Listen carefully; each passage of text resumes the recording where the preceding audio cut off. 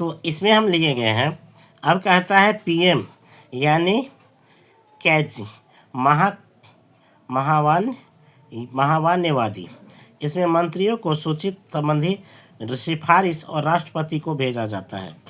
अब क्या है, मोरले नामक विद्वान ने पीएम को समकक्ष सर्वप्रथम कहा कि म्यूचर नामक विद्वानों के रूप में जहाज या स्टीरिंग व्हील मंत्रिमंडलों में कहा गया था।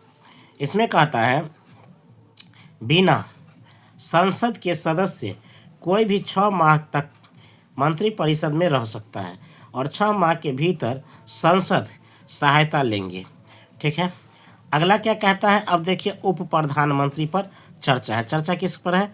उप प्रधानमंत्री, voice prime minister, second prime minister का हो वॉइस प्राइम मिनिस्टर। ठीक है, तो इसमें क्या कहता है, इस बार संविधान में चर्चा नहीं हुई है। राजनीतिक उद्देश्य को बनाए गए सभी पदों के लिए उप प्रधानमंत्री नियंत्रित रखता है।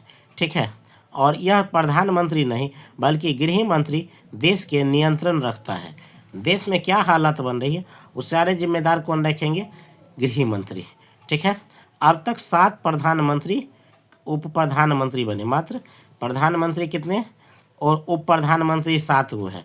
पहला नंबर सरदार पटेल है, दूसरा नंबर मोरारजी देसाई है, तीसरा नंबर चौधरी चरण सिंह है, चौथा नंबर जगजीवन राम है, पाँचवा नंबर बीबी चौहान है, छठा नंबर में देवलाल है और सातवां में लाल कृष्ण आडवाणी है। तो ये लाल कृष्ण आडवाणी हमारे देश के अंतिम प्रधानमंत्री के रूप में नियुक्त हुए थे। इसके बाद अभी तक प्रधानमंत्री यानी उप प्रधानमंत्री का सीट जो है से खाली है। अब आगे देखिए, तो आगे इस पर चर्चा करते हैं।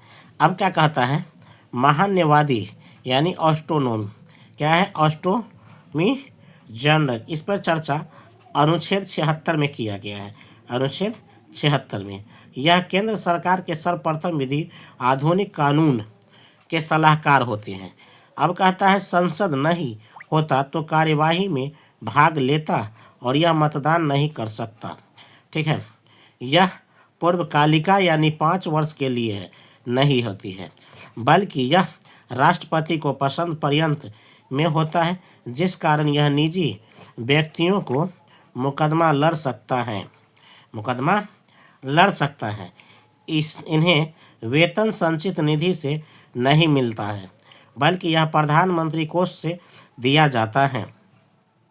केंद्र सरकार पर किसी भी प्रकार के मुकदमा या महान्यवादी लड़ता है, यह मुकदमा भारत के किसी न्यायालय में लड़ सकता है। ठीक है, भारत के किसी भी न्यायालय में लड़ सकता है। इसकी योग्यता सर्वोच्च न्यायालय के जज के बराबर होती है। अब इसमें कहता है इसे सेक्रेटरी जनरल के सहायक यानी एसजी एडल्सन क्या सेक्रेटरी जनरल की सहायता प्रदान करता है। सामान्यतः अब मान्यवादी में के वेणुगोपाल है, यानी योग्यता सरकार का। तो योग्यता किसका होगा? योग्यता और कार्यक्षेत्र, इस तरफ योग्यता दिया है, इस तरफ कार्यक्षेत्र दिया है और ये सरकार दिया है। तो सरकार यानी एक तरह के मालिक। तो इसमें कहता है अनुच्छेद 76 का चर्चा, अनुच्छेद 76 है। इसमें पहला रीजन क्या कह रहा है? पहला में कहता है कि एसजी जो के जज के बराबर होंगे, और इसमें कौन होगा? एसजी मतलब क्या होता है? Supreme court. एससी मतलब क्या होता है? High court. और डीसी मतलब क्या होता है? District court. तो कोर्ट को 3 भाग में डिवाइड किया गया। एगो हर जिला में कोर्ट बनाया गया है, तो जिसे हम डिस्ट्रिक्ट कोर्ट कहते हैं, या क्या कहते हैं? जिला न्यायालय। ठीक है, अगला है दूसरा हाई कोर्ट। तो इसे हम क्या कहते हैं? हाई कोर्ट कहाँ होता है? राज्य की राजधानी में होता है। और सुप्रीम कोर्ट क्या होता है? ये सर्वोच्च कोर्ट होता है जो हमारे देश की राजधानी दिल्ली में स्थित है।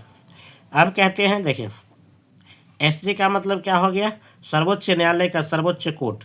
ठीक है, के जज, एसजी के कोर्ट, एसजी के जज मतलब सर्वोच्च न्यायालय के जज। अगला क्या होगा? एचजी के जज मतलब हाई कोर्ट के जज। और इसमें कौन बैठेगा? अनुच्छेद 76।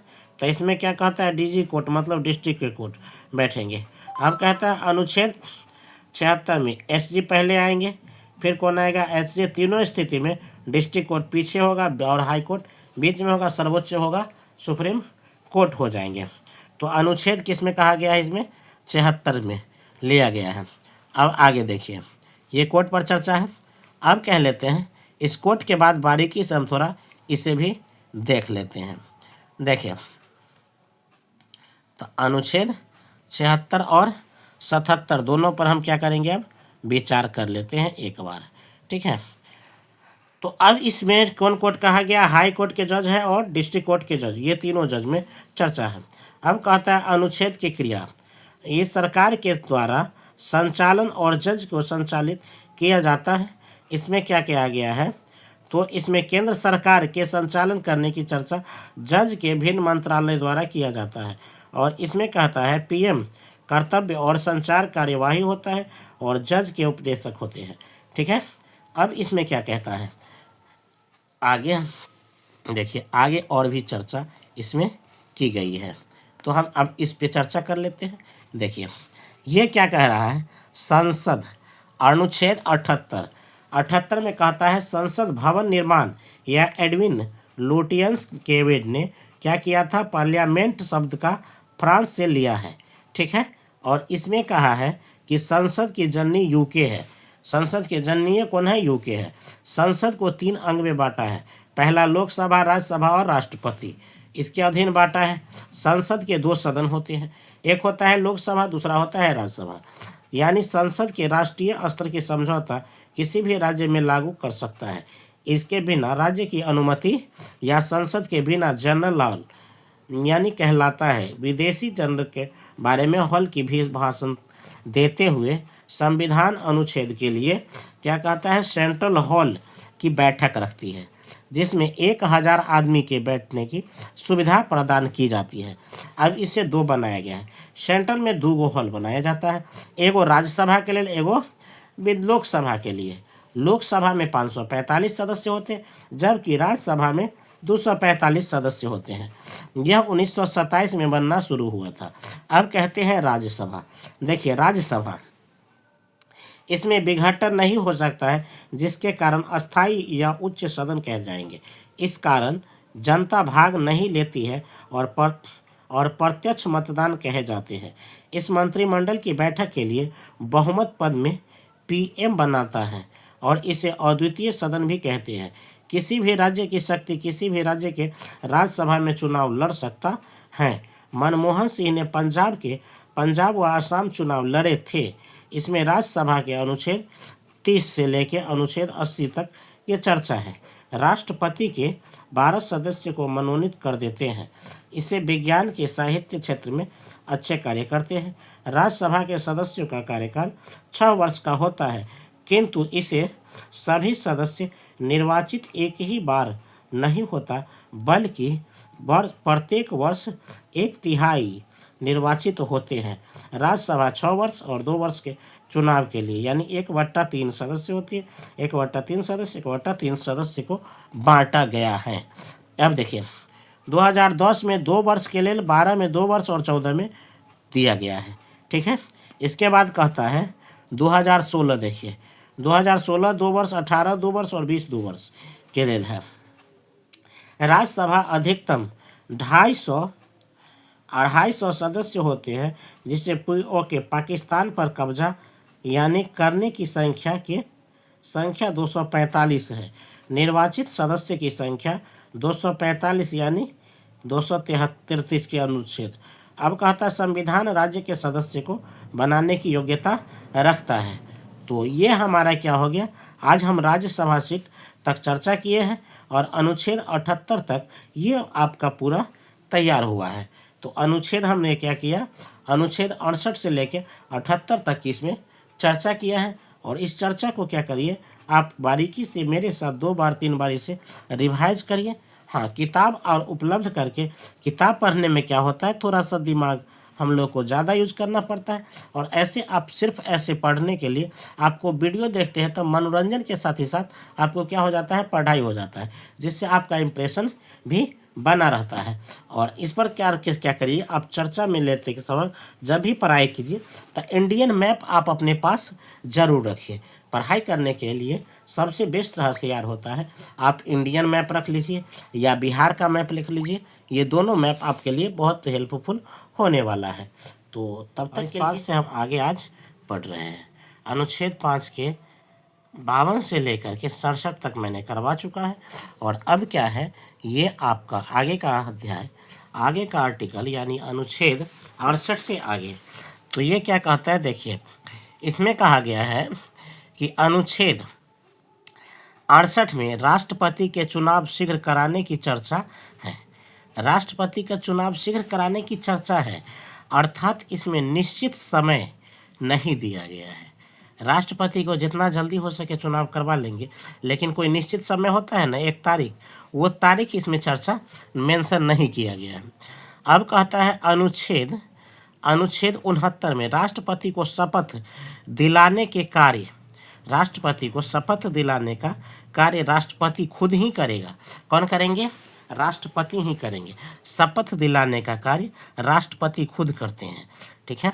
और इसमें क्या कहा गया है, वैसा आकस्मिक स्थिति की चर्चा किया गया है, स्थिति की चर्चा किया गया है, उसी कारण राष्ट्रपति पद खाली रहता है, ठीक है। राष्ट्रपति का पद खाली रहता है। इसमें कहता है राष्ट्रपति कार्यवाहक और राष्ट्रपति कार्य करेंगे, ठीक है, और खराब स्वास्थ्य या अच्छे कारण होंगे। तो अनुच्छेद 70 में यूँ कह लीजिए कि अनुच्छेद 70 में कहा चर्चा है कि आर्टिकल 62, आर्टिकल 63, आर्टिकल 64 में जो किया गया कार्य है उसी का दोहरावल या विशेष चर्चा किया गया। जैसे पद का त्याग हो गया, किसी की मृत्यु हो जाती है, या महाभियोग लगता है, या अवैध कार्य होता है, या कार्यकाल समापन होती है। तो ये है आर्टिकल 62 में। आर्टिकल 63 में कहा गया कार्यवाहक होगा या राष्ट्रपति या उपराष्ट्रपति के कार्य पर चर्चा होंगे। इसके बाद कहता है आर्टिकल 64 में कहता है स्वास्थ्य खराब होगा या अपहरण हो गया, व्यस्तता के कारण क्या होगी, स्थिति ठीक ठाक करने की व्यवस्था की गई है। अब इसमें कहता है अनुच्छेद 71 में राष्ट्रपति या उपराष्ट्रपति को सुप्रीम कोर्ट में सुलझाया जाएगा। क्या होता है, राष्ट्रपति या उपराष्ट्रपति के विवाद कौन सुलझाएगा? सुप्रीम कोर्ट सुलझाएंगी, ठीक है। आर्टिकल 72 में क्या कहता है, इस प्रकार की क्षमादान शक्ति है, एक प्रकार की क्या है, यह क्षमादान शक्ति है। अगला क्या कहता है कि संघ, आर्टिकल 73 में कहा गया है संघ कार्यपालिका और है कार्य प्रणाली के आसन्न बनाने के लिए राष्ट्रपति क्या करेंगे, चुनाव बनाएंगे। राष्ट्रपति क्या करेंगे, इसमें चुनाव बनाएंगे। इसके बाद कहता है राष्ट्रपति को सलाह देने के लिए मंत्री परिषद हैं जिसके अध्यक्ष पीएम होंगे, अर्थात प्रधानमंत्री के अधीन होंगे, ठीक है। अब कहता है किसमें कहता है प्रधानमंत्री के अनुच्छेद 74 में। अनुच्छेद 75 में क्या कहता है कि मंत्री परिषद के बारे में अन्य उपलब्ध या व्यवस्था क्या है, अर्थात मंत्रियों को नियुक्त करती है और पीएम को सलाह पर राष्ट्रपति क्या करेगी, चर्चा करती है, राष्ट्रपति करेंगे कार्य। 1861 में भारत के लॉर्ड कैनिंग विभागीय प्रणाली में लागू किया गया। इसके तहत विभिन्न कार्य को अलग अलग करके बांटा गया और मंत्रियों को सौंपा गया। अब देखिए मंत्री परिषद, काउंसिल ऑफ मिनिस्टर, ठीक है, मंत्री को कितने पार्ट में बांटा गया है, तो मंत्रियों को इस प्रकार के 4 पार्ट में बांटा गया है, ठीक है। पहला में कहता है कैबिनेट मंत्री। देखिए कैबिनेट मंत्री, यह मंत्री किसी भी विभाग के मंत्री में बड़े होते हैं और यह अपने विभाग के फैसला लेने के लिए स्वतंत्र होते हैं। मंत्री परिषद के विभिन्न या राज्य मंत्री के कैबिनेट सहायक होते हैं, अतः इस प्रकार की राज्य में व्यवस्था नहीं है। अब कहता है हर विभाग में होती है इसकी चर्चा। अगला कहता है इसी का तीसरा में क्या कहा गया है, राज्य मंत्री स्वतंत्र प्रभार होते हैं जिसका विभाग कैबिनेट मंत्री के कारण अनुपस्थित रहता है और इसी कारण राज्य मंत्री को भी क्या करता है, प्रभार कहा जाता है। अब कहता है उप मंत्री। देखिए यह सबसे छोटे स्तर का मंत्री होता है, इस मंत्री को केवल सहायता करना होता है।